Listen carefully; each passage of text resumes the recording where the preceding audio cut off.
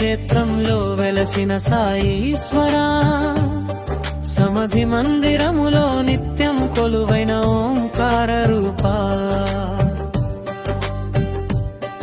ఈ పాలరాతి ప్రతిమ వెనుక ఉన్నది భక్తుల కథ కదా. బిట్టి మాట బొంబాయి తీరాన తేలి వచ్చిన పాలరాతి శిల ఒకటి చూసి భక్తులందరూ ఆనందపడిరి.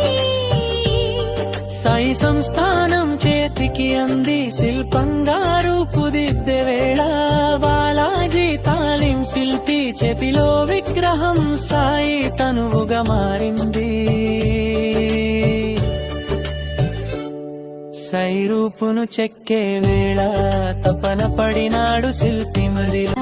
చిత్రాలు చాలా కదిక్కు తోచక ఉన్నప్పుడు భక్తితో శిల్పి ప్రార్థించగా బాబా దయతో దర్శనమిచ్చెను. పుటముగా రూపును చూపి సంశయాలను తీర్చి వెళ్ళెను. ఆ దివ్య దర్శనం బలంతో ప్రాణం పోసినట్టు శిల్పి చెక్కెను. రూపం కళ్ళ ముందు నిలవగా చెక్కెను శిల్పి ప్రేమతో మదిలో. విగ్రహం పూర్తి అయ్యే వేళ మాయలాంటి ఒక పరీక్ష ఎదురయ్యేను. ఎయిర్ పాకెట్టు వలన విరిగే ప్రమాదం భయపడిన శిల్పి వేడికోలు చేసేను. జై సాయి అంటూ సుత్తి తాకగా అదనపు రాయి మాత్రమే రాలేను. అక్టోబర్ 7 విజయదశమి పర్వదినం నాడు సమాధి మందిరం నిండా ఆనందం వెళ్లి విరిసెను.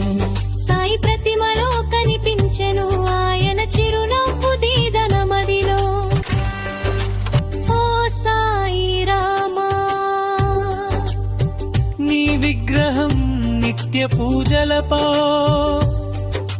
పాలరాతి రూపంలో మాకు శాశ్వతంగా దర్శనమిచ్చును.